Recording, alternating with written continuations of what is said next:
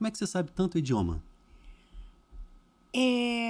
O meu relacionamento com os idiomas é um relacionamento afetivo. É mesmo? Meu pai viajava muito, evidentemente, né? Ele era exportador. E ele ia muito para os Estados Unidos e me trazia coisas dos Estados Unidos. Sim. Né? E começou a me ensinar inglês. Eu comecei a aprender inglês no colo do meu pai. Eu e a Ana, estou fazendo isso. Faça isso. Já Faça. meio que sabe um monte de coisa. Faça, é isso. Aprendizado é sempre afetivo. Né? Então, depois o francês, eu estudando no Santa Úrsula, né? E no Virgem de Lourdes. São duas fundações. O Virgem de Lourdes é uma fundação francesa e o Santa Úrsula, as freiras falavam francês. Você só falaria, por exemplo, com uma freira, vamos dizer, amada superiora, na minha época, né? Se você falasse português para ela, ela dizia pardon. Ah, mesmo? Então mas ela falava meio português ou não? Nem ensinava o trabalho? Ela falava, mas com as alunas ela não falava porque ela queria que as alunas falassem o francês. Né? Eu tive isso no meu colégio também. Eu estudei no Padre Antônio Vieira, que é do lado do Pedro II ali. Sim. Um tradicional também, né? E tinha francês e tal. Então, desde o CA, que não existe mais CA, mas na minha época tinha. A professora era francesa, a principal, que ficava dando as matérias todas. E uma delas, depois, quando a gente avançava, assim, já no final do primário, hoje é ensino médio, né? A Madame Odette. Ela, inclusive, foi professora do meu pai no Santo Inácio. Nossa! Então, naquela época, ela já estava há muito tempo. E a irmã dela, Simone, também. A Simone não falava nada de português mesmo, então era casca grossa. Quando você tinha que falar, a pessoa... Tinha que... Né? Aí, só que quando você não pratica, eu, por exemplo, se for falar francês com alguém... Passar vergonha hoje, né? Eu sei, se a pessoa fala meio que estou entendendo tudo. Já em inglês, como todo dia eu pratico alguma coisa, fica mais no sangue mesmo, Mas eu tive né? aí essas coisas da intervenção de Deus, sabe, Pedro? Eu estudava na PUC, né? Eu estudava psicologia. Então, os 2 primeiros anos de psicologia eu fiz na PUC. Daí, continuava namorando com o Sérgio, né? E quando eu vi que eu tinha que vir para cá para conhecer, né, o povo antes de casar e tudo, aqui não tinha psicologia.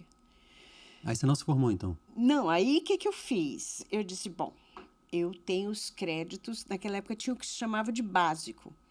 Né? Então eu fiz 2 anos de teologia lá na PUC, porque fazia parte do básico. Fiz filosofia, porque fazia parte do básico, entendeu? E as cadeiras opcionais incluíam as línguas. Então, eu disse, bom, se eu colocar bastante opcional de línguas, eu tenho uma chance de, quando eu for para Fortaleza, passar para letras, porque realmente não havia psicologia. Alguma coisa aproveitava, então, né? Aí eu aproveitei bastante. Né? Tanto que eu me formei em 4 anos. Mas 4 seria o normal, ou não? Seria o normal. Porque você já aproveitou, então já... Aproveitei as cadeiras de aí lá. Você já só completou aqui e total 4 anos, né? Não precisou refazer. Já eu não, eu fui jornalismo 2 anos, aí eu não é essa a minha vida. Aí eu falei em casa, não, mas tem uma faculdade de publicidade que eu posso aproveitar e lá tem o rádio. Eu sempre gostei de comunicação, rádio, música, toco desde criança, né? Piano e tal. Aí fui para publicidade. Aí eu não ia para aula, ficava na rádio. Ficava lá praticando, aprendendo tudo. E aí depois eu falei, depois de mais 2 anos, cheguei para a família e disse, não vou ser honesto com vocês, eu preciso estudar áudio, produção, gravação, e só tem um curso fora do Brasil. Aí me mandaram, eu fui para Nova York e fiquei um tempo. Legal. Aí tinha uma faculdade lá. E aí, depois, quando eu voltei, abri uma faculdade de produção fonográfica, que eu acho que ainda só tem no Rio.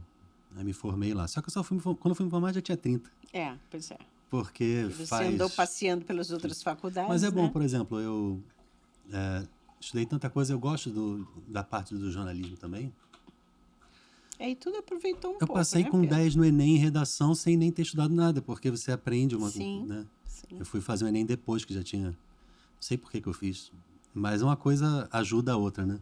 Eu gosto de comunicar. E aí, esse podcast eu acho que também é um dos frutos do desejo que Deus pôs de comunicar. Então, através das teclas, da produção... Não, imagina. Através da produção musical é uma coisa, só que você queria falar. Então, em 2019 eu tomei coragem. Tinha convidado uns amigos assim para fazer o podcast e o pessoal meio que não se animou muito. Aí eu pensei, bom, eu vou aproveitar, vou fazer sozinho mesmo, porque eu já tenho um espaço no mercado através da música e vou chamando o pessoal que eu conheço e foi. Mas aí, quando o tempo passa, Deus vai mostrando o que é que Ele quer mesmo, né? Então, não era nem falar só com músicos, e sim utilizar e abrir uma via de comunicação e evangelização, né? E de evangelização. Isso que eu digo. Deus, às vezes, ele dá umas interferidas na vida da gente, que a gente diz, meu Deus, tudo que eu sonhei vai por água abaixo, né?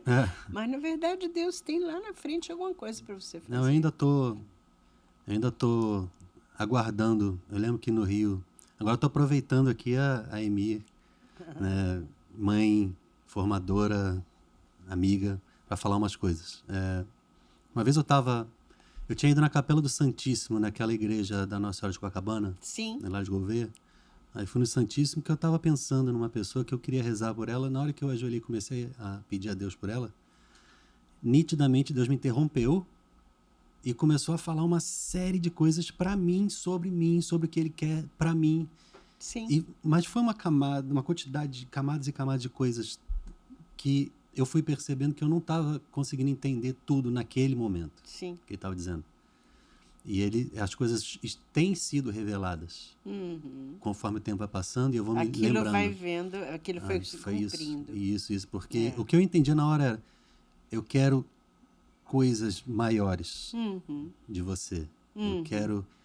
E aí falava, só que eu só vou entendendo conforme o tempo passa. Inclusive, a certeza da minha vocação. Né? E tua vinda para Fortaleza, certamente. Vindo para Fortaleza em 2015, um monte de coisa. Inclusive a produção musical que eu não tinha começado direito. E só quando eu me aproximei do Shalom em 2005 que eu fui percebendo que existia uma necessidade. Sim. E existia um desejo.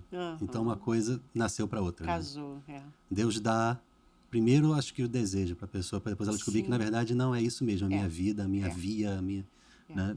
Na verdade, você estudar o desejo, você pegar o desejo na Bíblia, na vida espiritual, ele é fundamental para tudo. Para tudo. Para você ter uma vida interior, para você rezar, para você fazer estudo bíblico, para você evangelizar. O que vem primeiro é o desejo. Aquilo que eu não vou pregar não, tá? Não, mas Santa Teresinha fala, é muito importante. Ela diz,